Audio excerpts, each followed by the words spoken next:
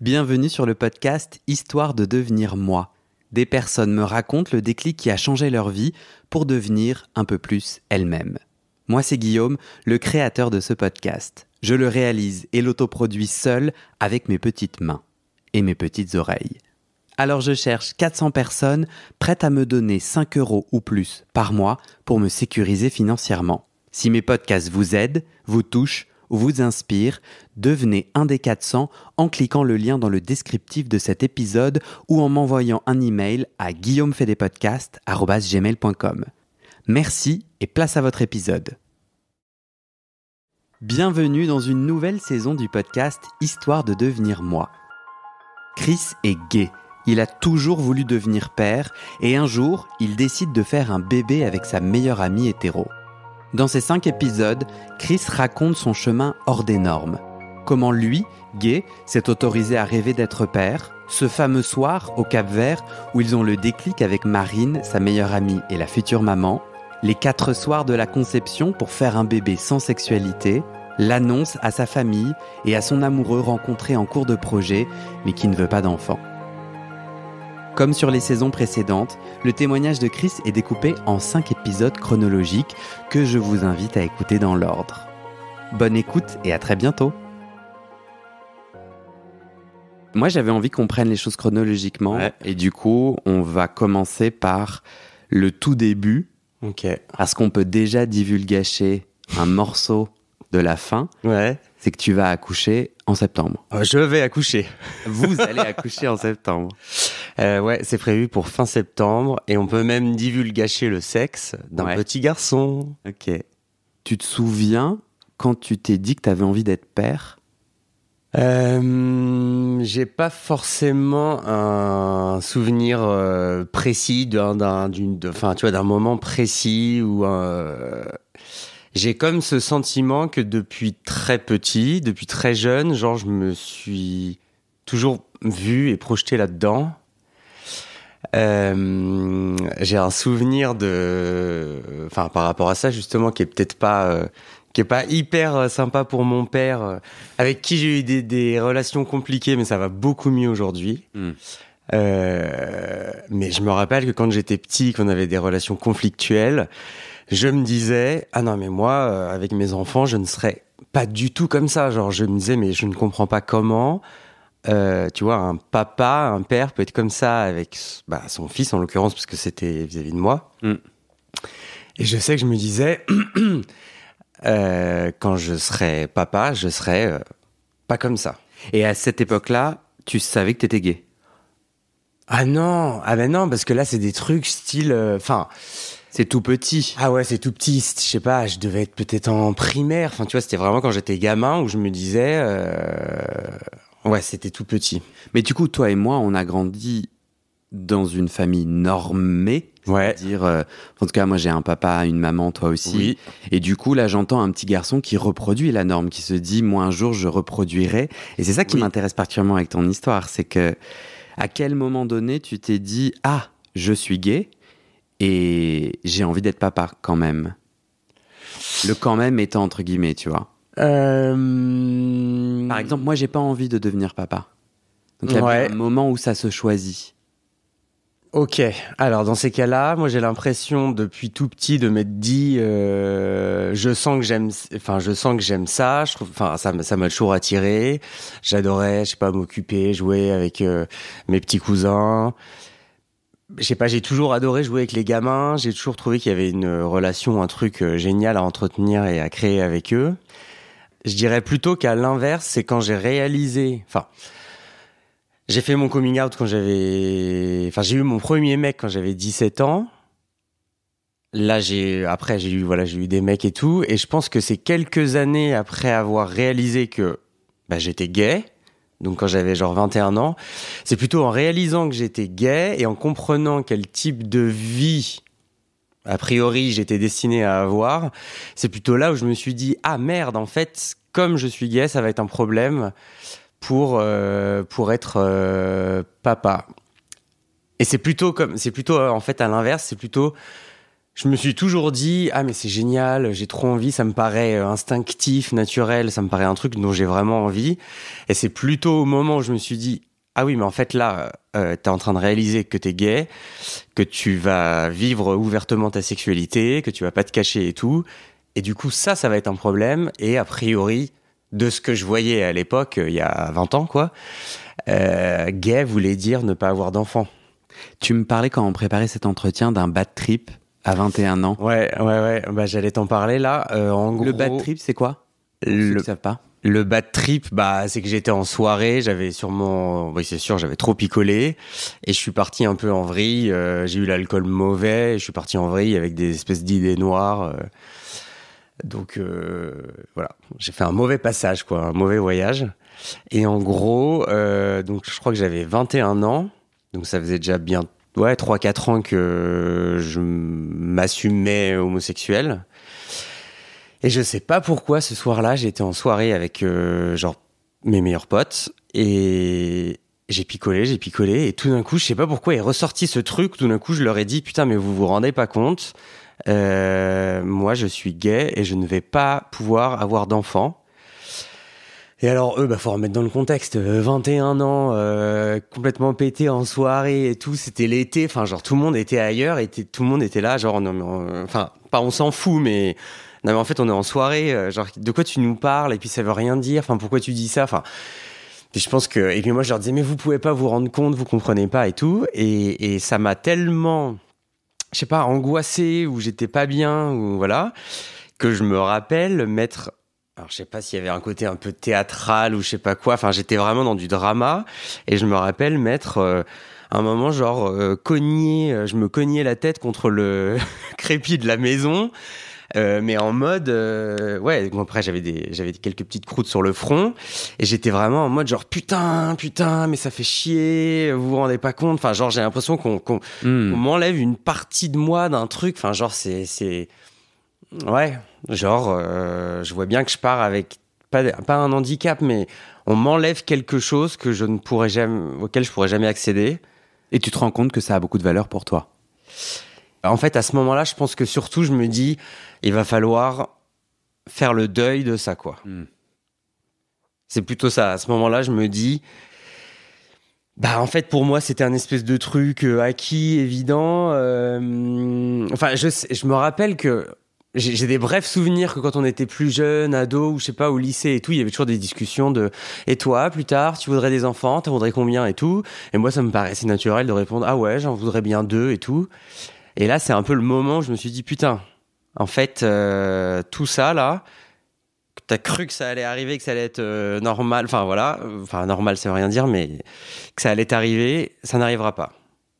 Donc il faut en faire le deuil, quoi. » Et c'est quoi la différence? Est-ce que tu fais une différence entre le toi qui veut reproduire un peu par automatisme, c'est marrant parce que tu viens de normal, donc tu reproduis une norme, et le toi qui décide d'être père? Et je trouve que dans ton cas, puisqu'il y a plus d'embûches pour devenir papa quand on est gay, ça nécessite un niveau de réflexion et d'investissement en temps et en finances qui est largement plus que si je suis hétéro. Il y a des embûches, il y a des enjeux, il faut trouver la bonne personne, il faut faire famille et pas une évidence quand t'es hétéro. Mais t'es d'accord que quand t'es gay un peu plus. Donc j'ai l'impression, est-ce que tu te souviens le moment où tu t'es dit bon ça va être peut-être plus compliqué, mais je m'y mets? Ah ouais, ça c'est arrivé tard. C'est arrivé. Je devais avoir, je pense, 31 ou 32 ans. Donc t'en as 37 aujourd'hui. Ouais, c'était il y a 5 ans. 5 ou 6. Ouais, c'est ça. C'était il y a 5 ans.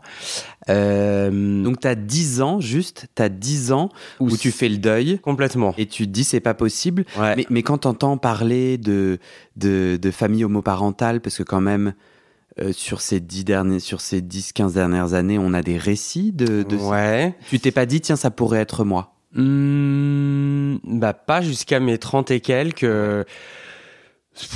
En fait, je voyais qu'il y avait tout le débat qui entre le mariage pour tous, tous les GPA, justement famille homoparentale, ou je sais pas de la coparentalité. Je voyais que tout ça émergeait, mais je pense que je l'avais vraiment enfoui, que c'était encore ouais, j'étais encore dans un truc de soit je suis trop jeune, soit c'est pas le moment, soit je pense que je l'avais un peu enfoui et tout parce que j'étais en relation avec un mec pendant plusieurs années. Et en fait, là, quand je suis arrivé à mes 31, 32, que j'ai vu tous mes potes autour de moi qui commençaient à avoir des gamins, je pense que là, ça a commencé à me titiller en mode, bah, en fait, toi aussi, peut-être il y a un moment, si tu le veux vraiment, il va falloir se lancer. Et je pense que c'est là où j'ai commencé à me réintéresser au sujet et à me dire, en fait, ça peut être possible pour toi aussi. Quand avant, j'étais plus dans, tous mes potes d'enfance et tout ont des gamins, mes cousins, cousines commencent à avoir des gamins et tout, et moi, j'étais un peu en mode genre, ah, fait chier. En fait, c'est le sujet qui me mettait pas bien, que je préférais mettre sous le tapis et me dire, je préfère pas y penser parce que je sais que ça remue des trucs pas confortables pour moi, pas agréables. Et je préférais le mettre sous le tapis. Donc je ne me suis pas vraiment intéressé pendant 10 ans, jusqu'à ce que je commence une psychothérapie et que la psy dans la première séance me tende un stylo et elle me dise, ce stylo, tu vas prétendre que je sais plus si elle me tutoyait ou me voyait, peu importe. Ce stylo est une baguette magique. Avec cette baguette magique, tu peux faire ce que tu veux dans ta vie. Qu'est-ce que tu fais? Qu'est-ce que tu voudrais? Voilà. Et de là est sorti, j'ai dit, en fait, si j'ai envie d'avoir un enfant, j'y arriverai. En fait, je vois pas pourquoi je ne pourrais pas y arriver. Et c'est de là où je me suis remis un peu dans ce truc-là. C'est marrant. À me renseigner et tout. Ah, et donc en une séance de psychothérapie, ça t'a remonté, en fait. Elle te proposait un futur magique. Ce côté, voilà. Genre, si vraiment tout est possible, genre, tu peux tout avoir, enfin, tu peux faire vraiment ce que tu veux, être qui tu veux et tout. Et c'est là, où tout est ressorti. Et... Qu'est-ce qui se passe au moment où tu dis, mais moi, je veux être père? Et ma question, c'est pourquoi être père? C'est quoi cette énergie, cet élan en toi qui fait que tu dis, moi, j'ai envie d'être père? Je dirais que c'est un ressenti, mais j'ai toujours eu le sentiment que cette relation parent-enfant, elle est incroyable. Il y a vraiment un truc, je dirais, d'amour inconditionnel que on n'a peut-être pas... Enfin non, qu'on n'a pas forcément...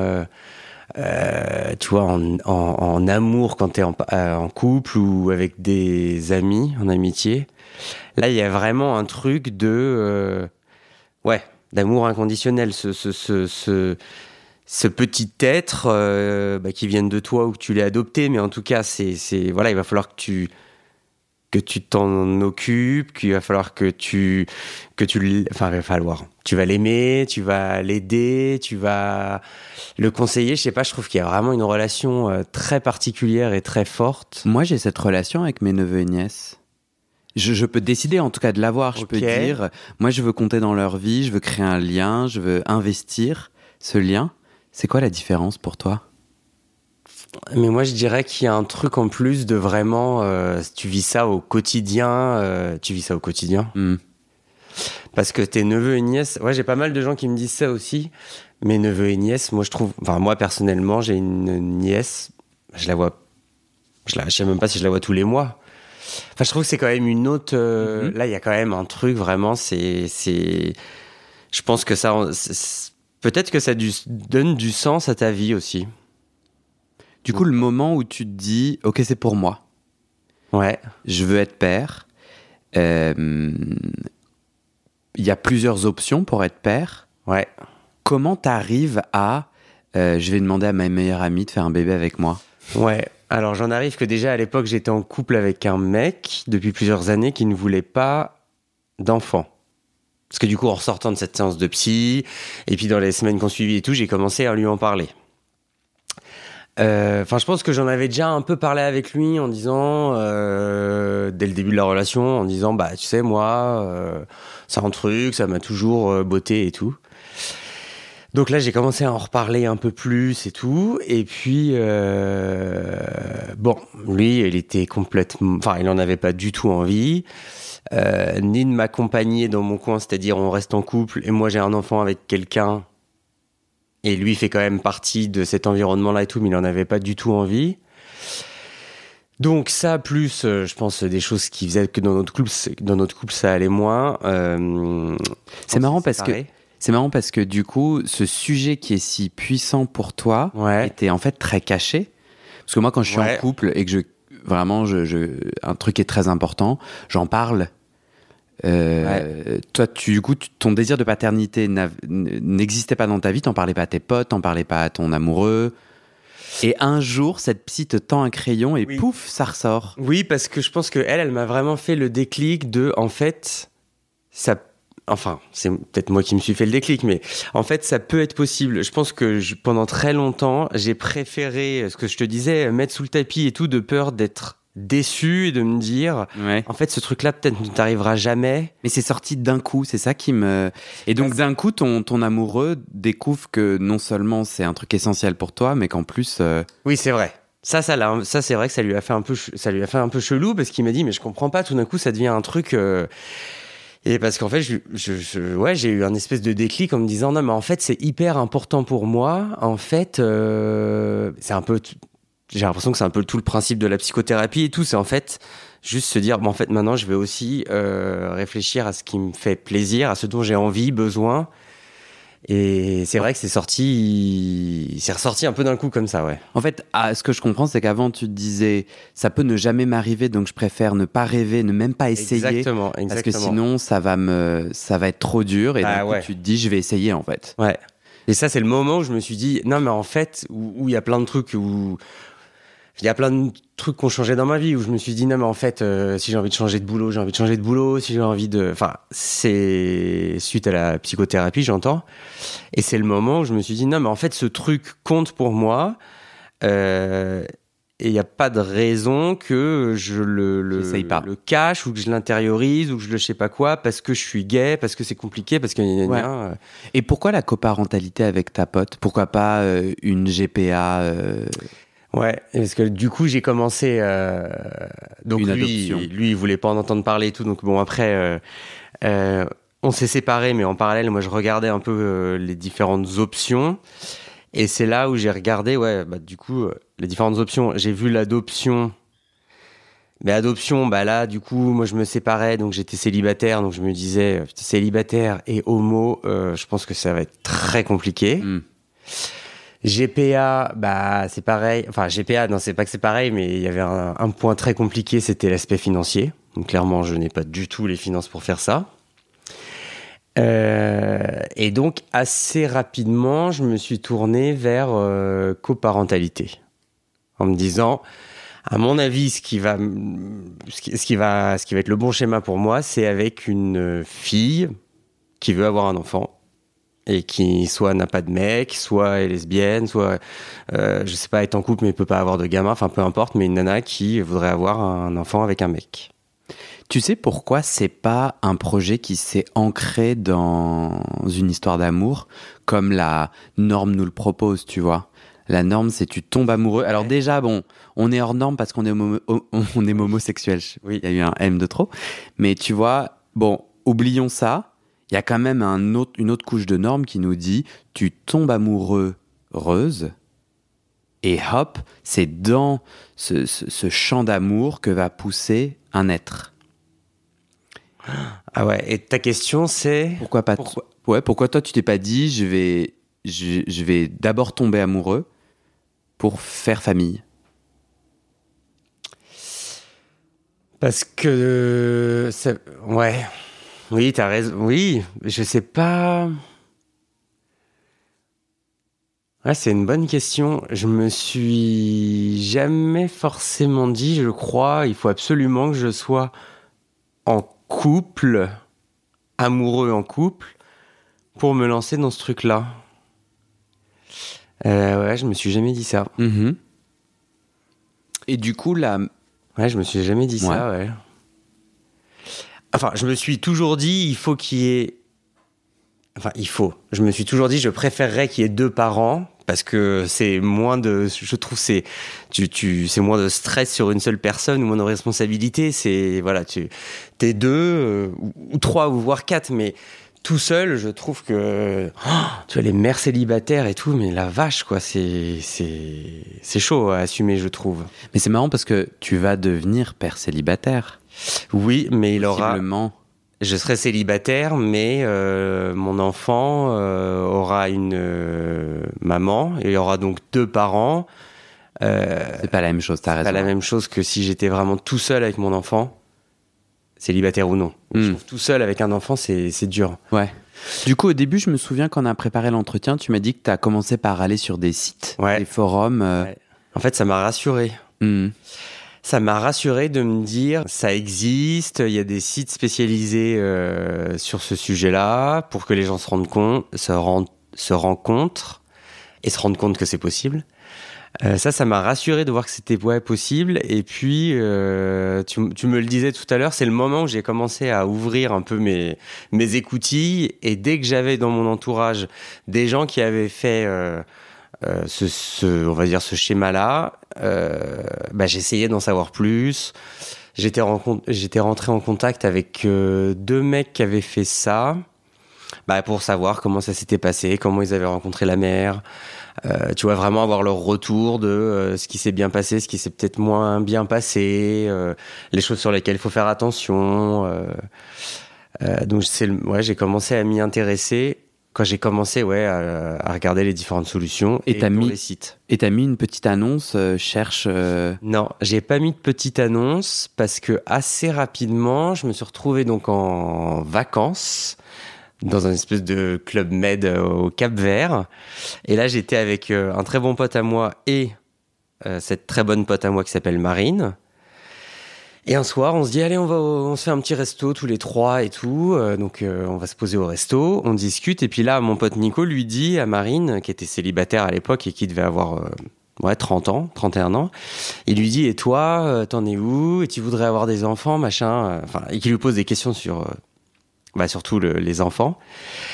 Et là, elle lui dit, ah non, mais moi, ça me saoule parce que je n'arrive pas à trouver de relation amoureuse satisfaisante, qui me conviennent. Donc, c'est vrai que je suis très souvent célibataire, mais depuis toute petite, ou depuis très longtemps, j'ai envie d'avoir un enfant.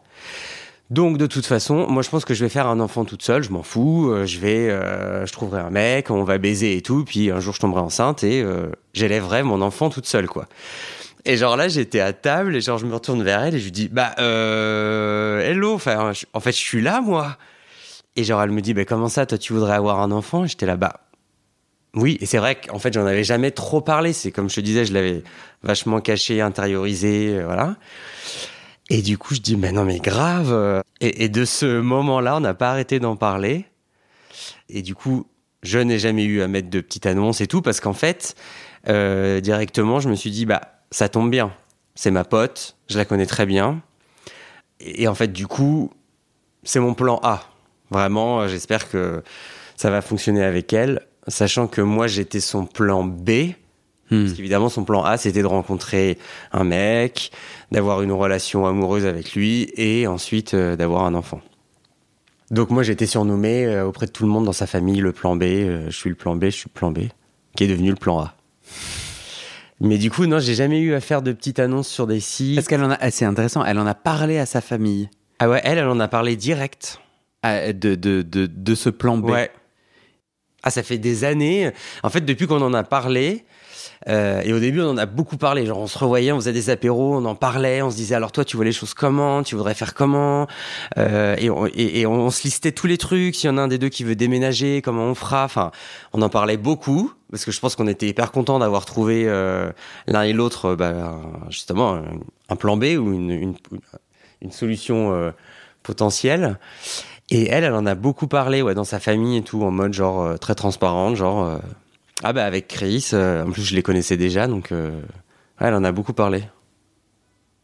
Tu te souviens justement dans ce lien qui s'est tissé, dans cet accord qui s'est tissé, avant de se dire oui, on y va, ça a chopé à des endroits? Ça a chopé. À chopé. Alors, vous ne vous êtes pas chopé? Mais ça a achoppé. Ah ben C'est ouais. échauffé? Non, mais Achoppé. possiblement, c'est un mot qui n'existe pas. Hein. Non, Là, mais tu me attends. mets le doute. Ça a bloqué à certains endroits. Il y a eu des endroits de crispation, logistique ou Non, des désaccords. pas du tout. Franchement, pas du tout. À la limite, les seuls petits désaccords ou conflits. Conflit, non, c'est pas du tout le bon terme. Vraiment, les seuls petits désaccords qu'on peut avoir, c'est plus là maintenant que ça va arriver dans 3 mois. C'est des trucs style l'allaitement, oui ou non. Tu vois, c'est plus sur des trucs là qui vont arriver, qui vont être très concrets. Et vous aviez oublié d'en parler. Bah, en fait, on en avait parlé.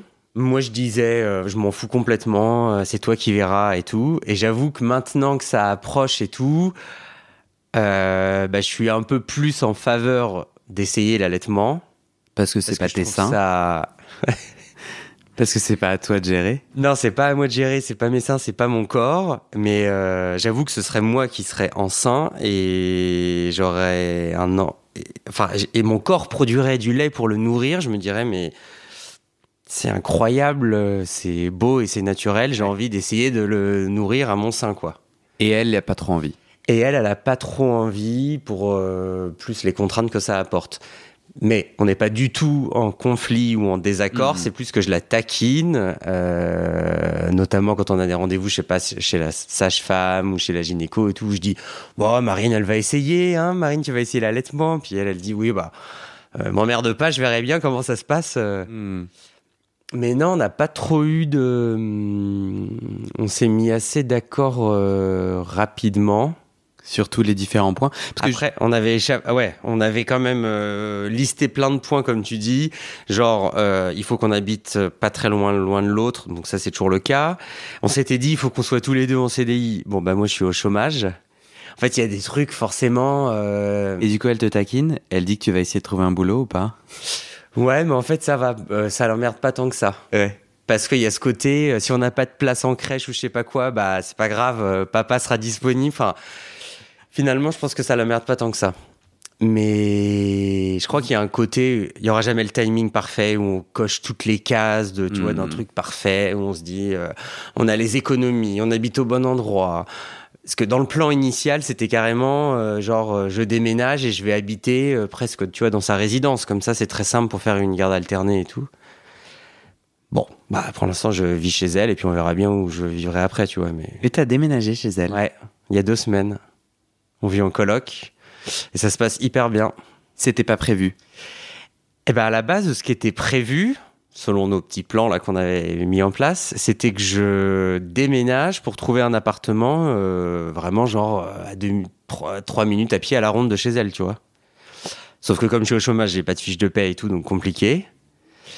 Et puis, on s'est dit, de toute façon, dans les premiers mois, on préfère vivre ensemble pour justement être à 2.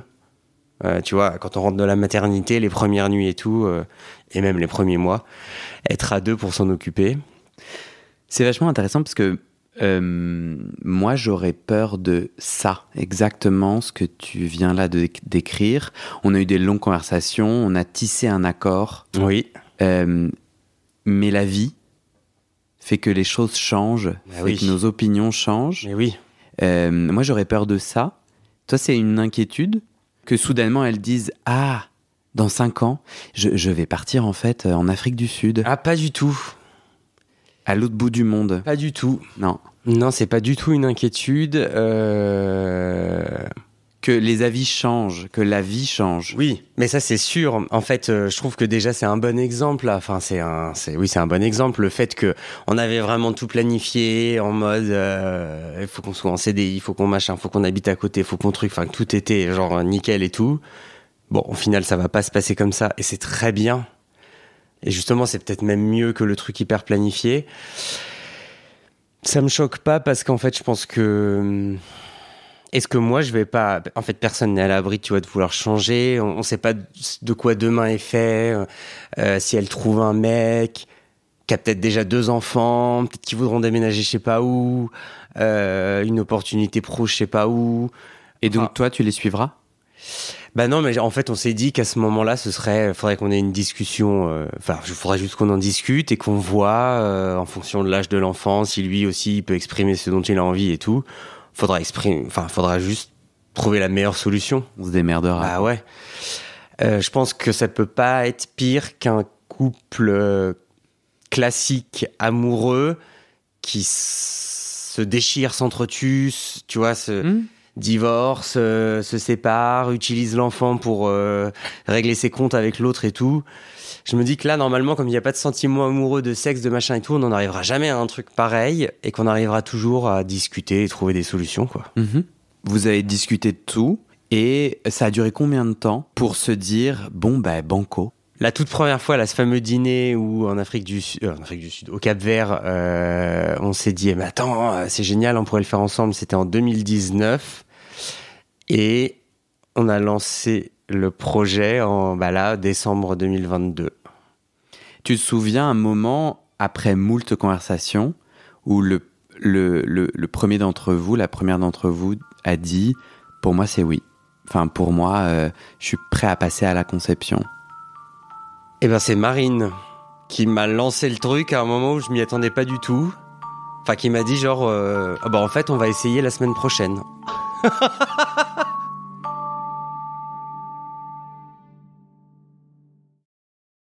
Et c'est la fin de cet épisode.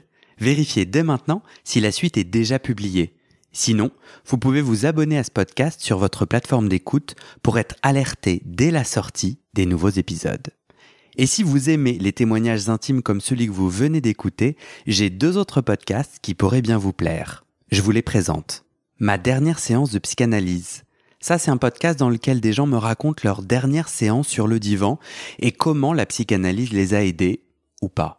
Et d'ailleurs, c'est avec ce podcast que j'ai gagné le prix du meilleur podcast de conversation en 2022. Comment devenir sexuellement épanoui ? Ça, c'est un podcast dans lequel des hommes, gays, bi ou queer, racontent leur chemin de sexualité et comment ils tentent de s'épanouir face aux normes. Alors pour écouter ces podcasts, vous pouvez tout simplement taper les titres dans la barre de recherche de votre plateforme d'écoute. Mais je vous mets aussi dans le descriptif de cet épisode les liens pour écouter ces podcasts et les liens de mes réseaux sociaux pour découvrir les coulisses de mon aventure de podcasteur et aussi la page de dons pour soutenir mon travail et mes podcasts. En tout cas, n'hésitez pas à m'envoyer vos retours et vos réactions à guillaumefaidespodcasts@gmail.com ou sur mes réseaux sociaux. Ça me motive énormément de savoir que ces histoires naviguent et résonnent, ou pas d'ailleurs. Allez, merci pour votre écoute et à très bientôt dans vos oreilles.